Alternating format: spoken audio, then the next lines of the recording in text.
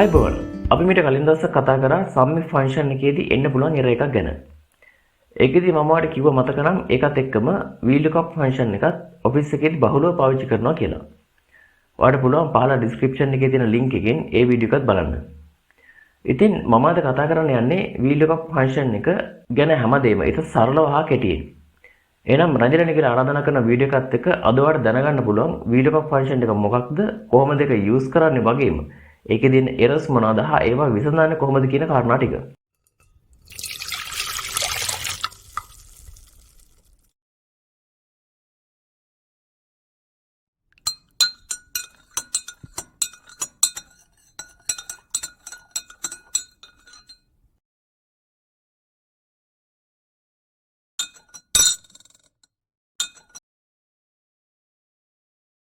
VLOOKUP කියන එකේ දිග වචනේ තමයි vertical lookup කියන එක.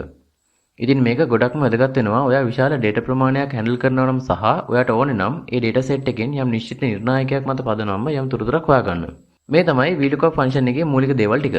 හරි. අපි දැන් මේ ටික වෙන වෙනම බලමු. lookup value. මේ තමයි ඔයාගේ table එකෙන් ඔයාට හොයාගන්න ඕන අගය නැත්තම් නිර්ණායකය.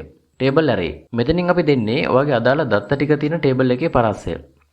VLOOKUP එකෙන් ඔයා කලින් lookup value කියන තැනට දුන්න නිර්ණායකයන්ට අදාළ අගය මේ data set එකෙන් තමයි හොයන්නේ. ඒකේ ඉන්න මේක හරියටම දෙන්න ඕනේ. අනිත් කාරණාව තමයි මේ data set එකේ පළවෙනි column එක වෙන්න ඕනේ. ඔය අර lookup value එකට දුන්න data එක තියෙන column එක. column index number. මෙතනට දෙන්න ඕනේ කලින් එකේදී ඔයා දුන්න table එකේ ඔයාට ලබා ගන්න ඕනේ data එක තියෙන column එකේ number එක.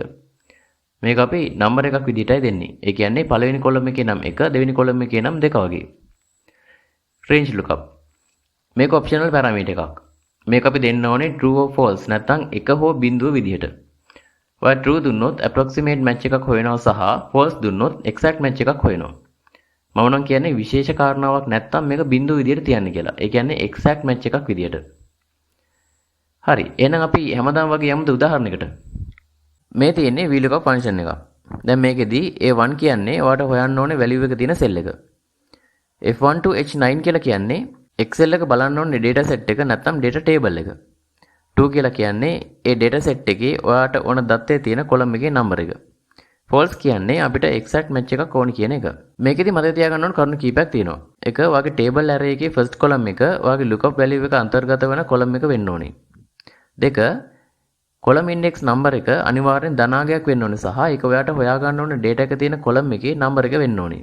හරි. දැන් ඔයා දන්නවා VLOOKUP කියන්නේ මොකක්ද සහ ඒක පාවිච්චි කරන්නේ කොහොමද කියන එක. දැන් අපි බලමු VLOOKUP පාවිච්චි කරද්දී අපිට එන්න පුළුවන් errors මොනවද කියලා. පළවෙනි හා නිතරම එන error එකක් තමයි එන්නේ. නැත්නම් not applicable කියලා කියන්නේ. මේක වෙන්නේ lookup value එක ඔයාගේ table array එකේ පළවෙනි column එකේ නැති වුනහම. එක්කෝ එක typo error එකක් වෙන්න පුළුවන්. නැත්නම් මේක ඇත්තටම නැති වෙන්නත් පුළුවන්. එහෙම නැත්නම් lookup value එකේ ඔයා දුන්න data type එකෙන් නෙමෙයි වෙන්න පුළුවන් table array එකේ data එක තියෙන්නේ. එහෙම වුණාම ඒ දෙකේ data type එක match කරලා ඔයාට පුළුවන් මේ error එක නැති කරගන්න.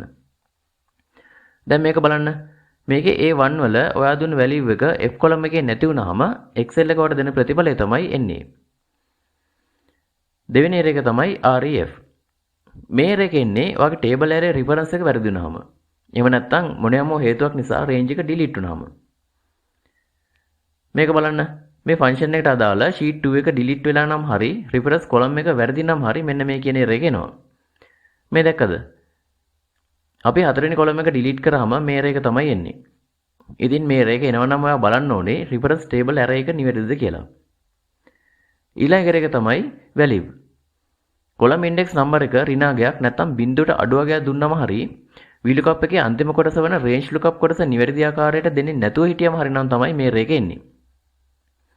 මේ බලන්න column index number එක ඍණාගයක් දුන්නාම මොකද වෙන්නේ කියලා. ඉතින් මේ error එක එනවා නම් බලන්න ඕනේ වෙන කොහෙවත් නෙමෙයි column index number එක හරියට දීලාද කියලා. මේ කියන්නේ අන්තිම එක name. මේකෙන් කියන්නේ formula එකේ type error එකක් තියෙනවා කියලා. ඒ නිසා Excel එකට ඔයා දාලා තියෙන formula එක අඳුර ගන්න බෑ කියන එක. මේ error එක දැක්කම කරන්න ඕනේ ඉක්මනට ඔයාගේ formula එකේ spelling check කරන එක. මේ බලන්න VLOOKUP එකේ ඕවකුරක් අඩු වුණාම මේ error එක ඇවිත් තියෙන හැටි. හරි. දැන් කොහොමද ඔයාගේ happiness level එක? මට නම් පේනවා මූණේ පුංචි හිනාවක් එනවා. මෙච්චර කාලයකට සෑහෙන්න වද දුන්න ප්‍රශ්නයකට උත්තර හම්බුනාම සතුටු නැද්ද නේද?